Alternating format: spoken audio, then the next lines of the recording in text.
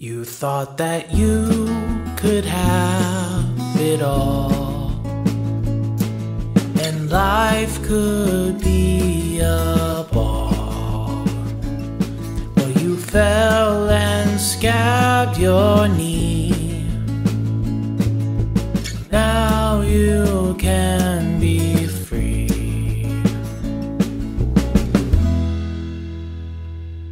Hello and welcome to the Recovering CEO podcast, video podcast. Today we have a very special guest, author, business coach, psychotherapist, everything. I mean, she wrote an amazing book called The Connected Leader. Her name is Karen Hardwick. And Karen, how are you today? Derek, it is wonderful to be here. Thank you for having me. Yes, thank you. And I forgot your middle name, Joy, which is very appropriate because this book honestly gave me a lot of joy. Wonderful, wonderful book. I love hearing that.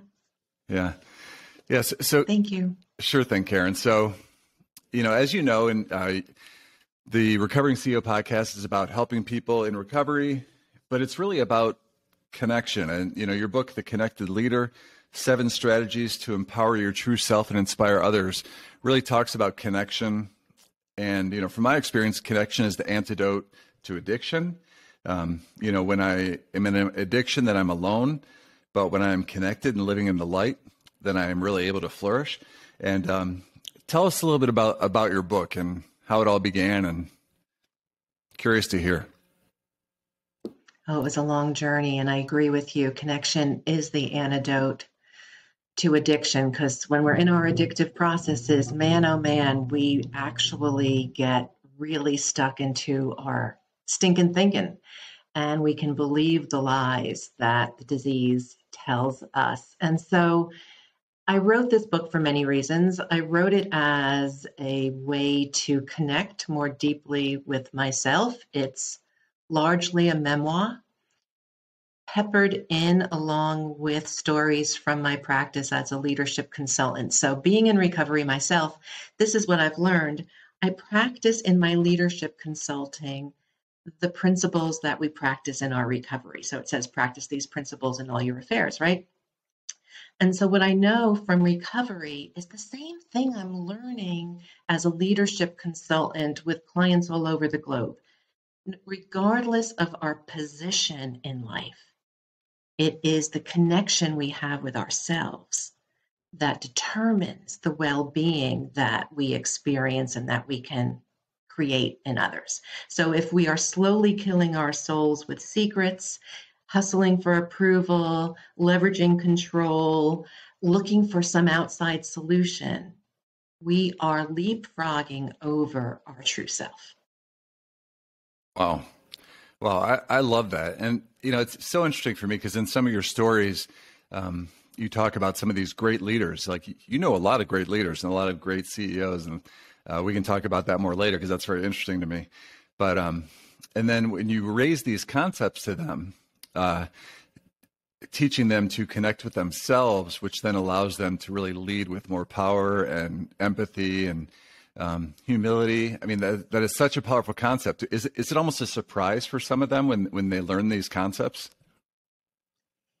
It is. And it's certainly not like we're flipping a switch and they see the light and they're like, yay, thank you for coming into my office and turning my world upside down.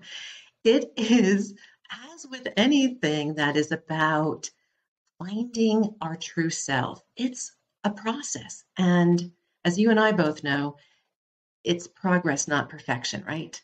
Yes. It's connection, not perfection. So what I like to say to people is, regardless of your signs of success, the car you drive, the money you make, the title you hold, there is something inside of you that needs to be addressed. So we're not leaders having a leadership crisis.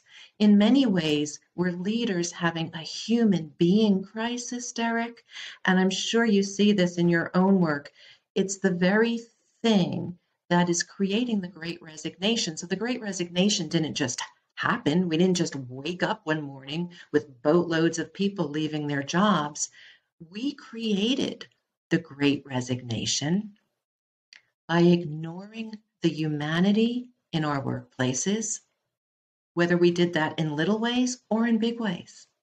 So most leaders find the process that I bring to them different. It's not a checklist. We're not after some kind of process. What I invite leaders to do is to dig deep into themselves, to do the healing that they need to do to address their flaws, and then to bring that to their teams to create true transformation and not just information. Mm-hmm. Yeah, I love that. And so this book came out really not too long ago, so I imagine even with your research and work, you saw how the pandemic and how the work from home and like you talk about this great resignation affected people.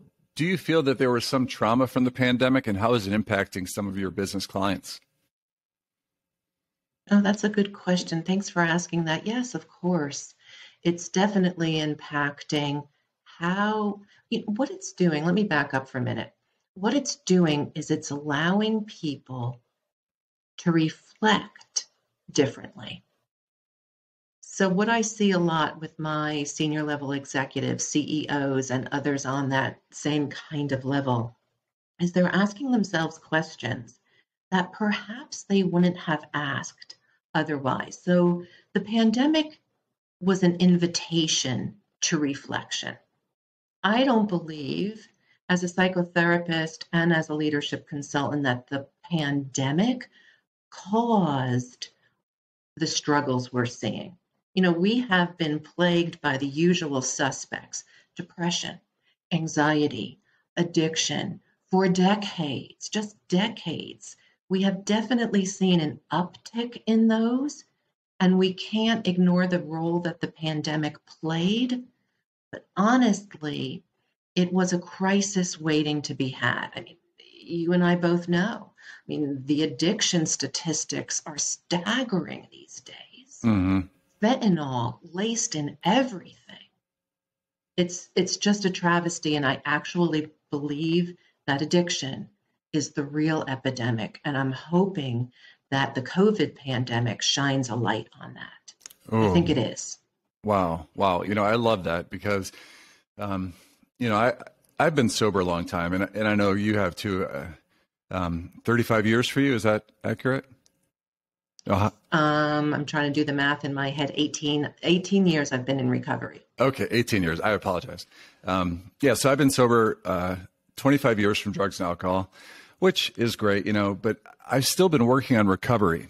And it's interesting because addiction, or really the desire to be loved, there's always that thing inside that, if we never quite heal it, then we always try and fill it with different things. For some people, it's workaholism, drinking too much coffee, playing golf every day, gambling, sex, food. It just comes out sideways. And I've realized that it takes daily work, and here I am at 49 years old and starting this podcast and then so happy that I get to meet someone like you. And when I read your book, I was like, oh my gosh, she figured it out.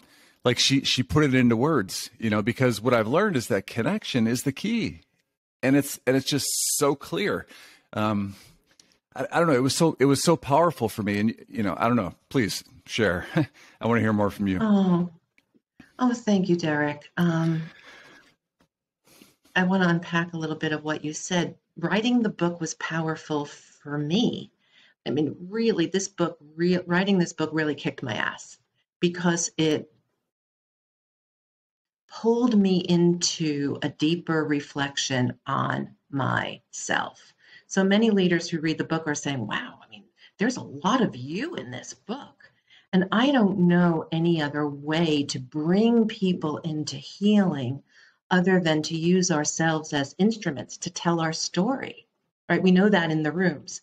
When we walk into the rooms, it could be for the very first time that we feel, oh, wow, I'm not alone. You too? I thought it was just me. So when we hear people's stories, even if we don't relate to every single detail, we get the essence of it. And if nothing else, I want people to start thinking about connection differently. I want people to know that connection has to start with themselves.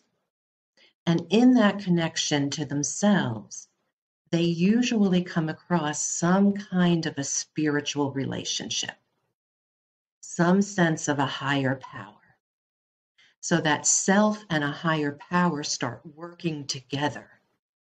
And we can give up this struggle for control and putting our ego, that is usually fueled by fear.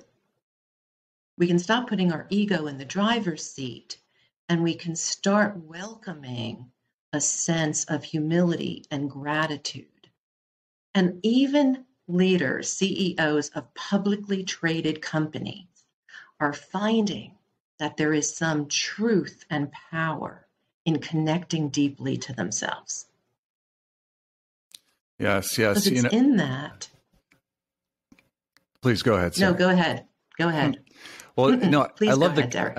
I love the concept of connecting with a higher power, and it's interesting because I always thought a higher power was something outside of myself, but there's also a different way to look at it, which is connecting with the higher power that is within, or the true self. Because I believe we all have this true self, which is pure and good and perfect, and that gets changed and mutated and often hurt, through growing up and difficulties in life, bullying, different types of neglect or things that happen. And that search to come back to that is quite the journey. So is that part of your process, is taking people on that journey? So when we connect to ourselves, it really is a lifelong journey, right, Derek? I mean, Yeah. Absolutely. It's not a one and done. It's not a check the box process, do these 5 things and you'll be fine for the rest of your life. For instance, the steps we work in recovery are not meant to just be something we think about once when we first become sober, when we first recover from whatever it is we're recovering from. It's a lifelong guide.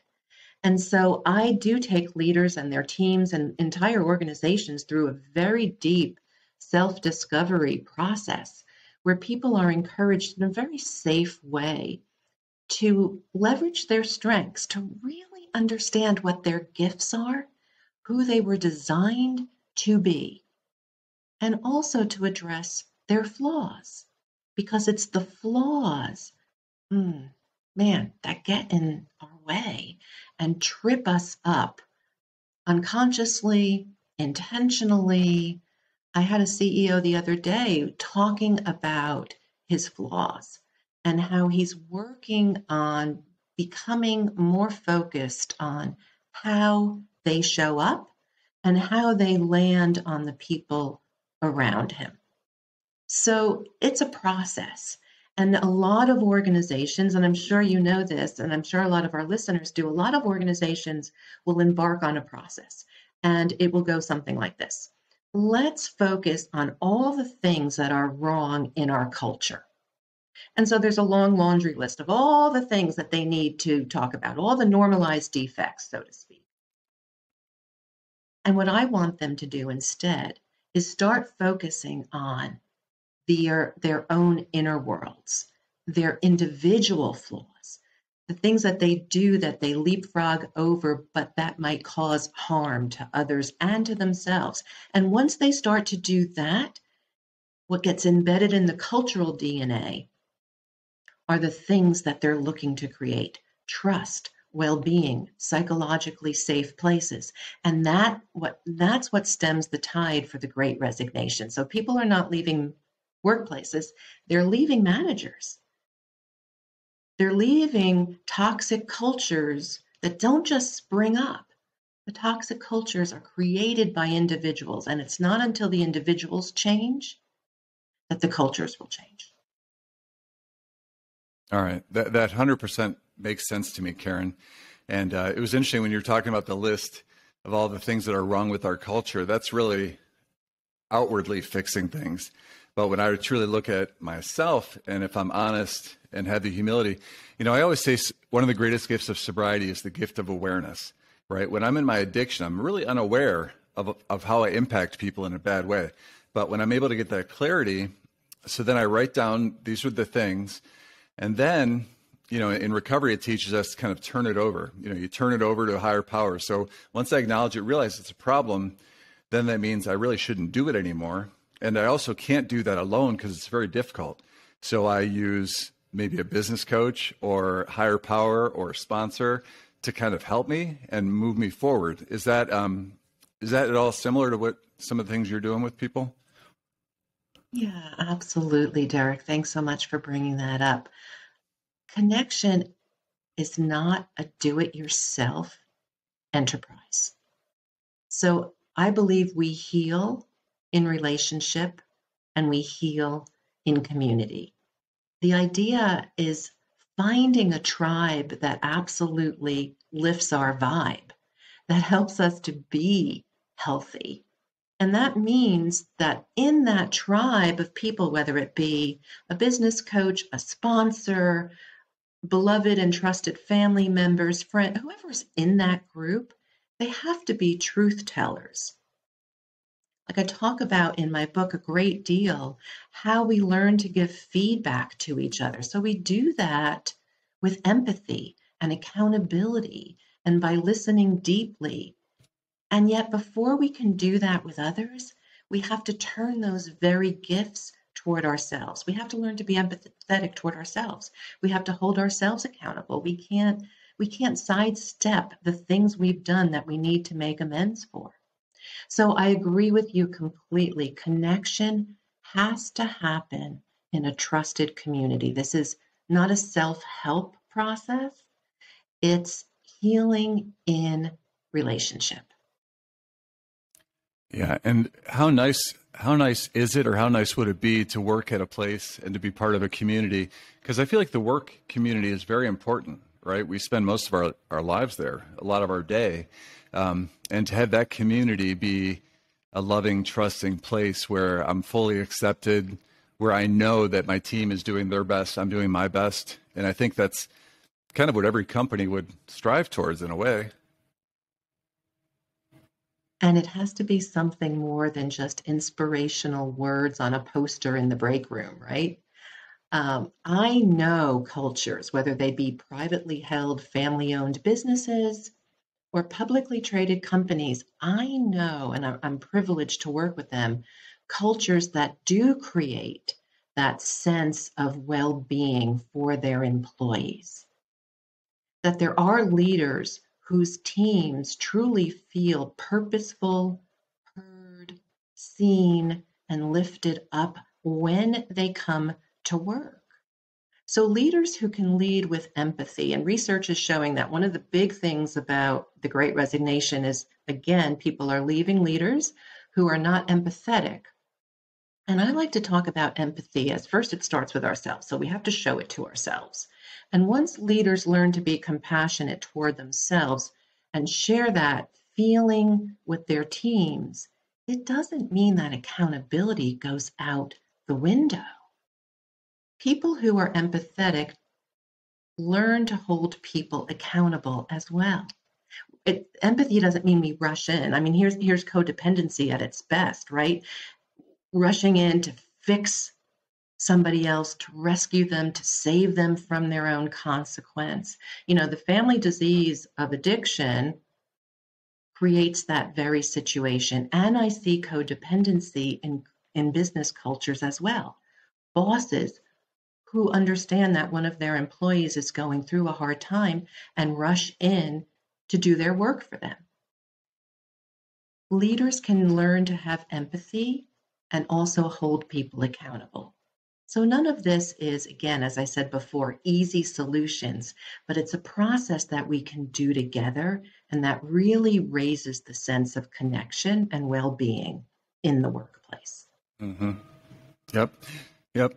And some of the success stories in your book were just amazing, And one thing that I really enjoyed, Karen, is watching some of these leaders, and as they go through the process, they realize, I could probably connect better with my significant other, my spouse, my partner.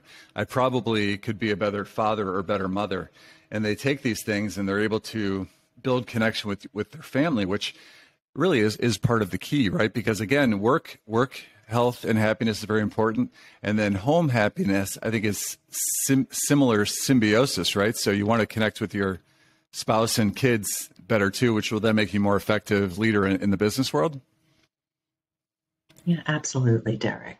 Obviously, if things are grounded at home, it's easier to come to work. When there's family emergencies and chaos, whatever's causing that, it's very difficult to have the focus that we need at work. And I've been through a number of incidences like that as my husband was dying from Alzheimer's, when my family is dealing with addiction issues, whatever the case may be. I'm very open to a certain extent with my clients. I like to role model appropriate vulnerability. Because when we as leaders show up in a way that tries to communicate that we've got it all together and everything's perfect, it does not help the people around us. What helps the people around us is when we can show up with a discerning sense of vulnerability, and we can share our stories in a way that invites other people to know that we are fully human. And that's what starts to really create a deeper sense of connection. So we don't need another leadership paradigm. What we need as leaders is to show up with our full messiness and stories and the ability to say to others, I am struggling too.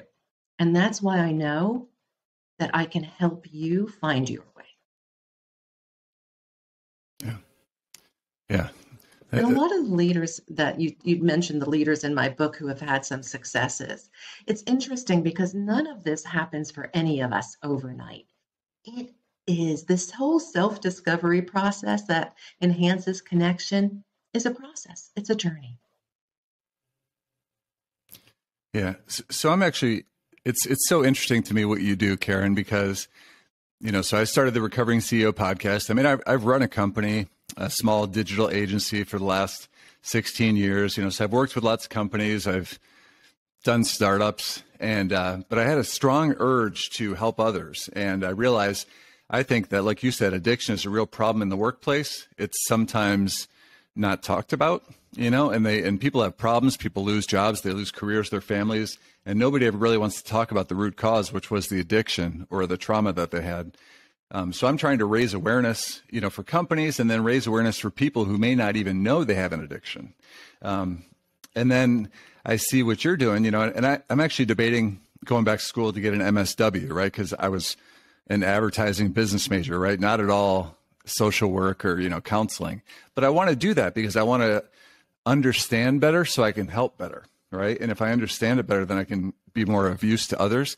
But how did you do it? Because you were a psychotherapist, then you became a business coach. Now you're an author, and you're kind of blending it all together in this beautiful mixture. I mean, because I'm very curious, how did you do it? I really feel like I have the best job in the world. And this is certainly not work for me. First of all, it's really purposeful. I actually believe that it plays to my gifts quite easily. I was raised in a family where I learned that my value was about taking care of other people.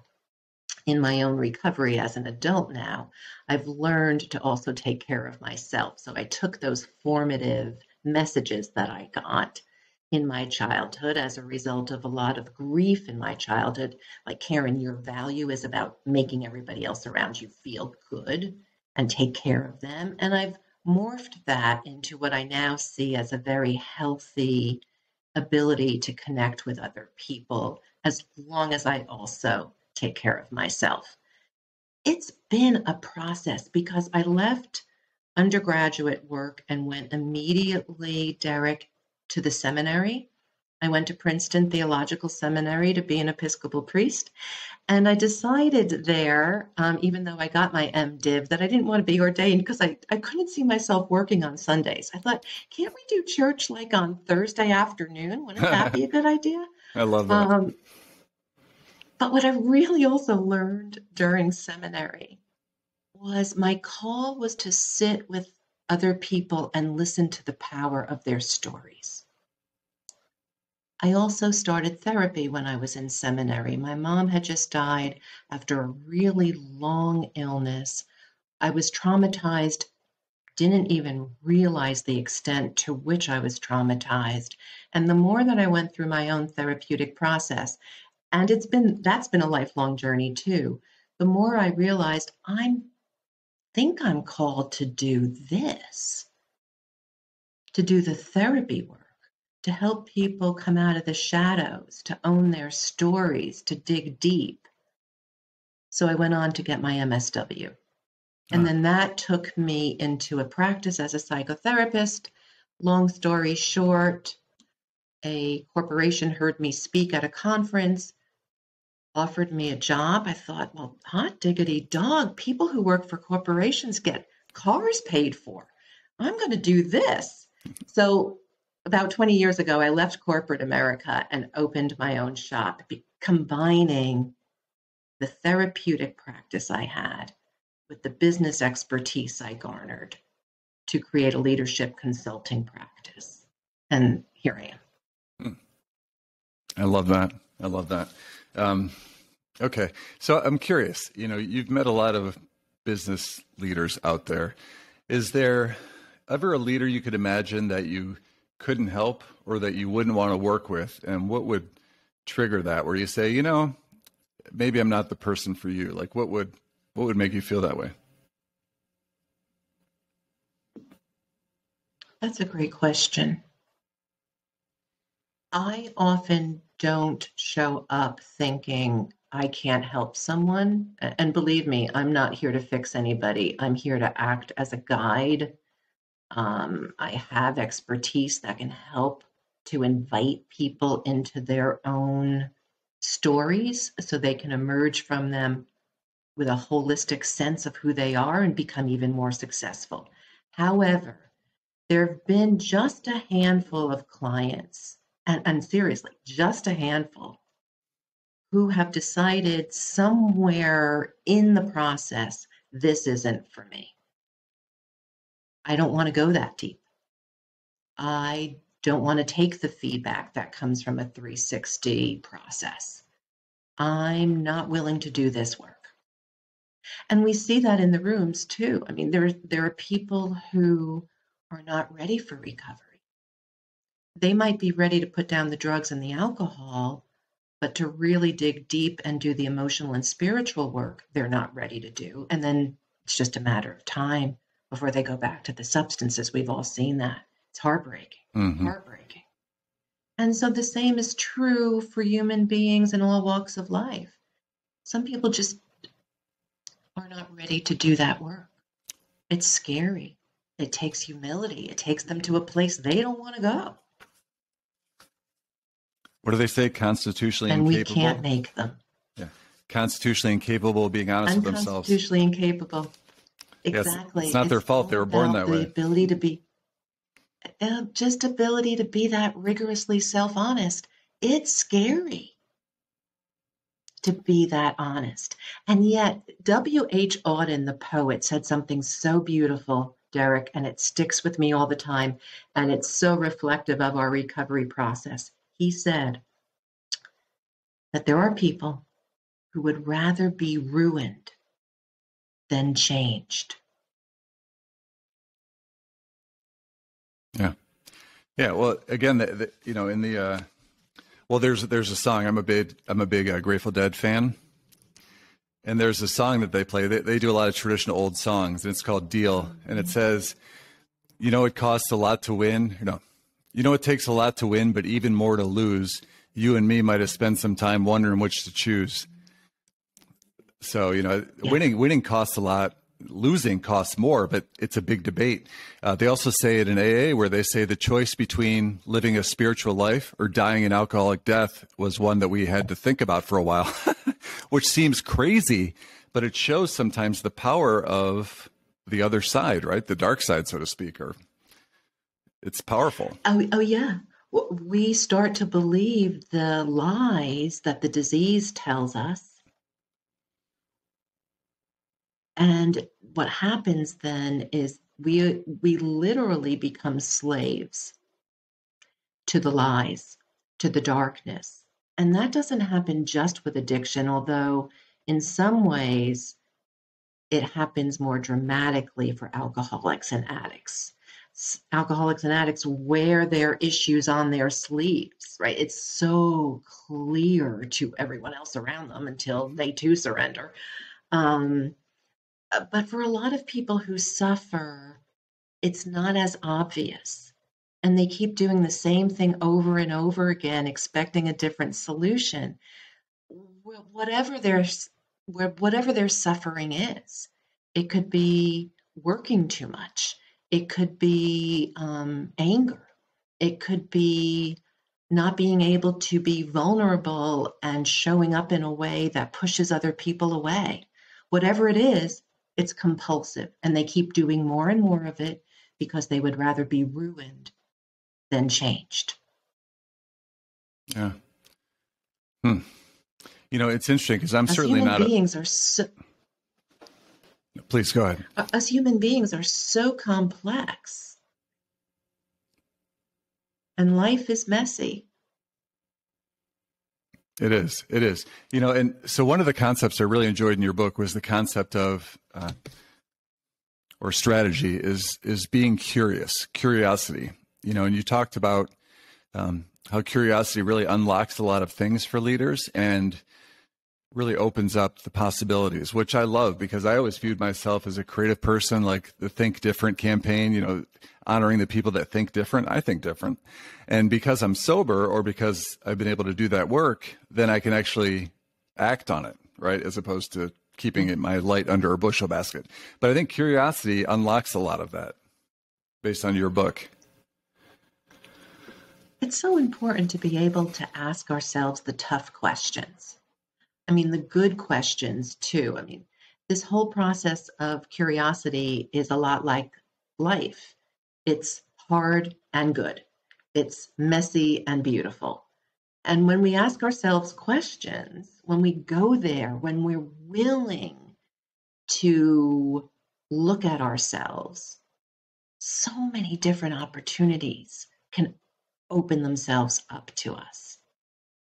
And I do believe that curiosity really is a game changer, and it is a superpower, and it's connected to empathy because we really can't be curious until we're willing to hold our stories softly and lightly and compassionately and do the same with other people. So when I talk about curiosity with leaders, I like to distinguish it from questioning. Because curiosity means we ask questions that invite people to feel safe enough to open up, to be innovative, to take risks, which is very different from questioning, which is more about leaving people feeling like they're on the witness stand and that we're just shoveling questions at them.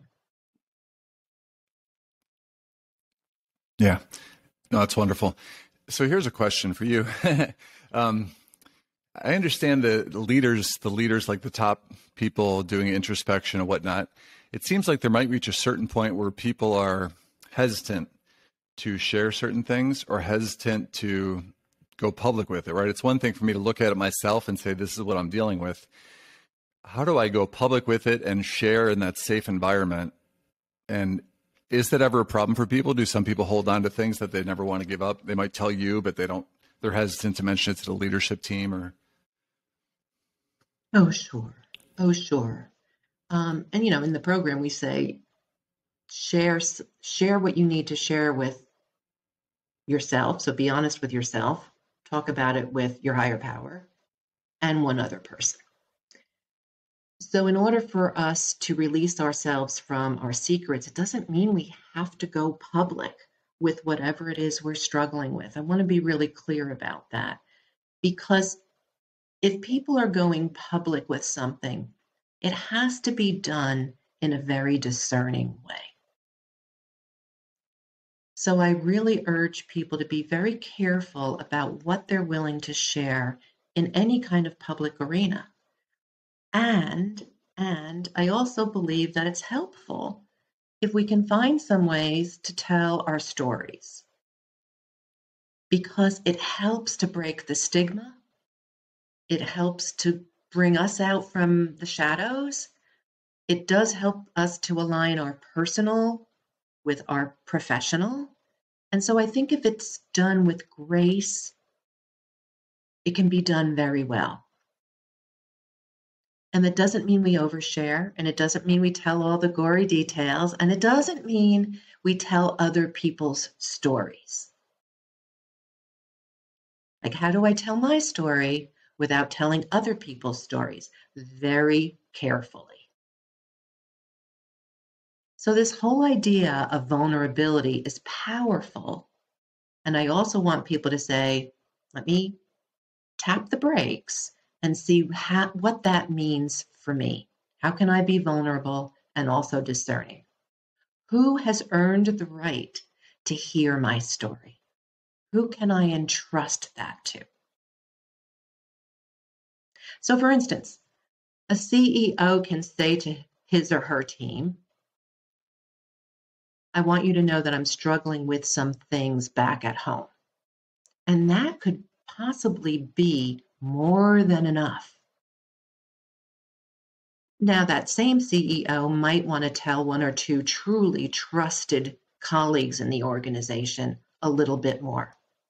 And if they're giving an interview after the crisis has passed and there's some story of healing or understanding that comes from that, they might want to tell that story to give hope to other people. It often depends on where we are in the developmental phase of the story and who we're with. Does that make any sense, Derek? Oh, yeah. Yeah. If you're right in the middle of it, or if you're still in a very vulnerable position, it's probably best to keep it to your very close people. But like you said, if you're in more of the healing phase or you've come out of it, then it's at that point you can really share your experience, strength, and hope to show how people can get out of those types of situations, or right?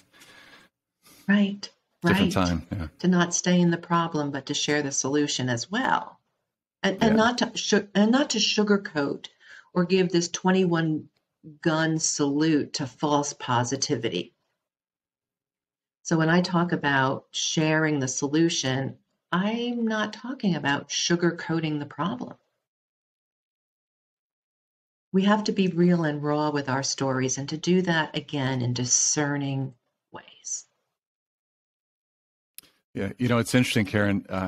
There's a person I work with. He's run treatment centers for many, many years. Really wise person. And they said, "What's the number one reason that people can never get sober? Especially after a relapse, they can never get sober again."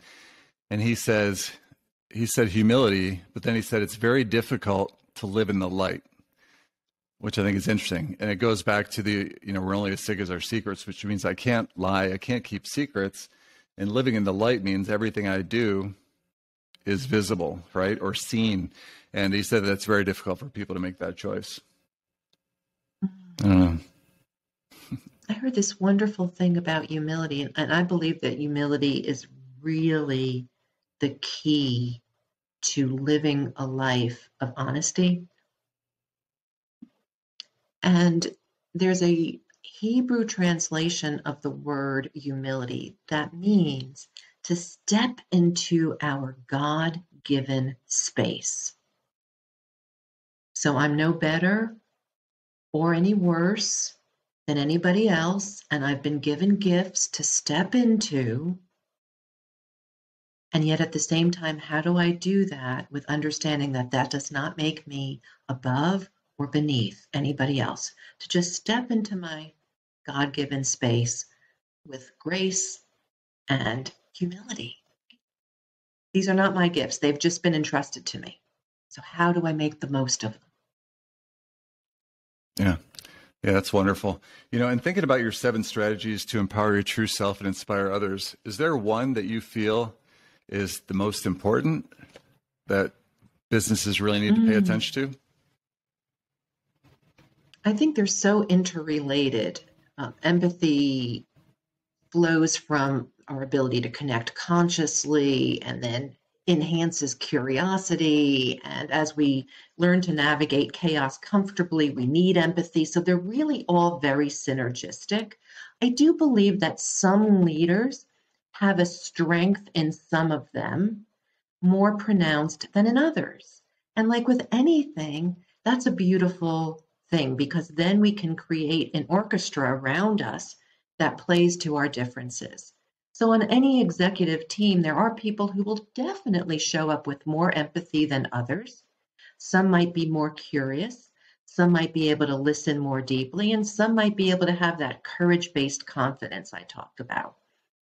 It's a matter of knowing, again, we go back to that self-connection. It's a matter of knowing what we show up with and what we might need to learn to do more effectively.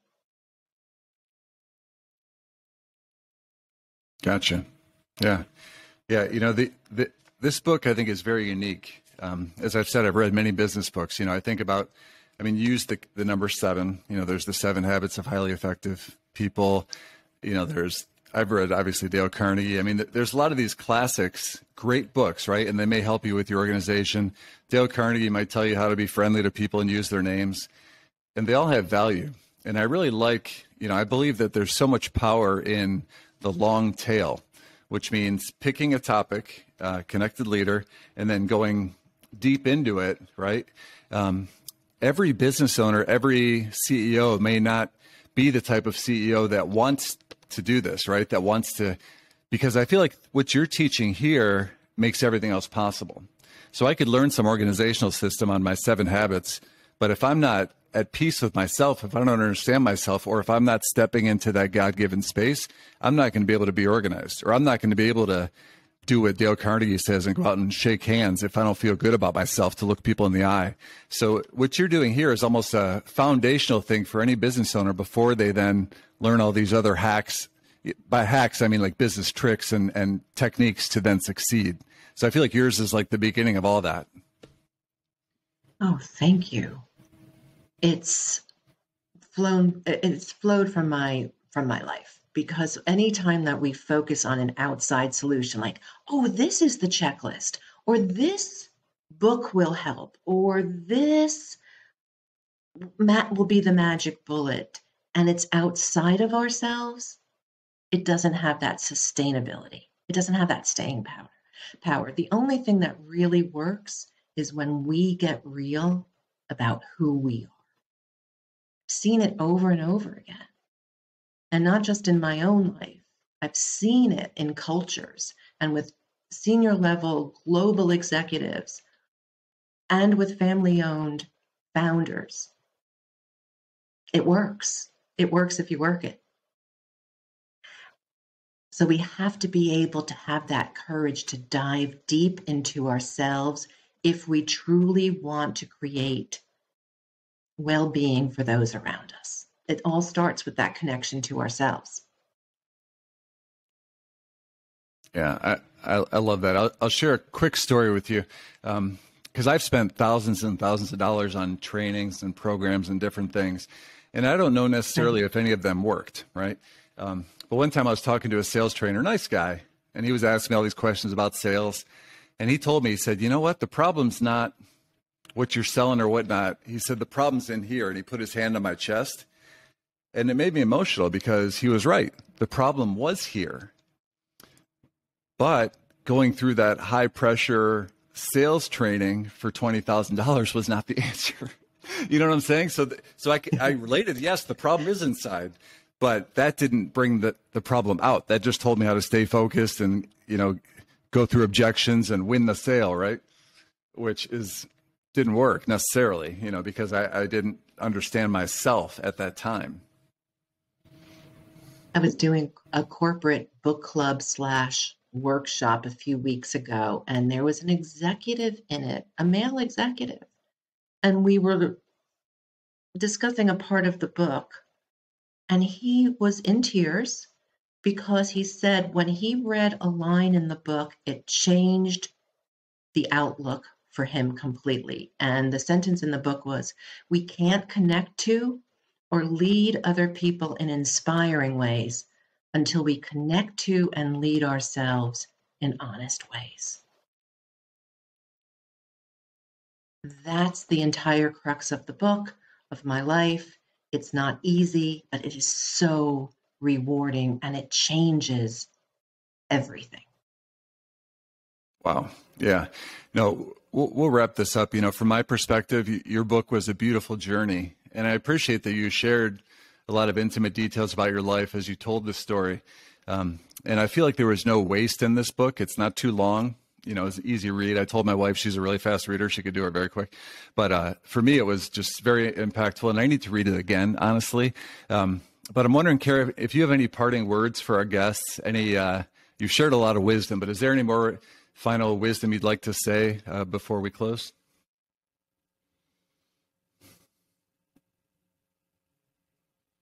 I'm gathering my thoughts. I think I would like listeners to understand that while we're wired for connection, it's absolutely true. We're neurobiologically wired to connect. To choose the connections that you have with others very carefully.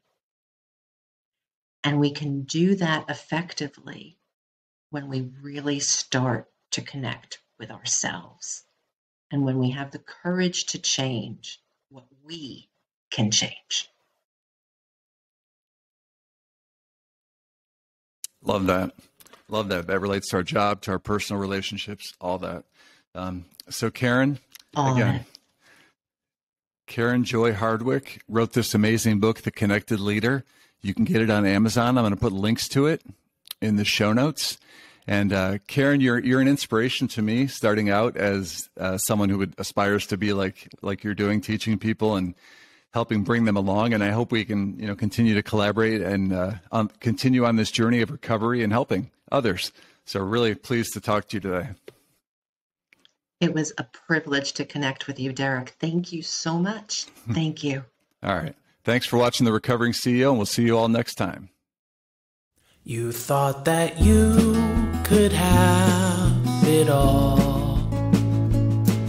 and life could be a ball. But you fell and scabbed your knee.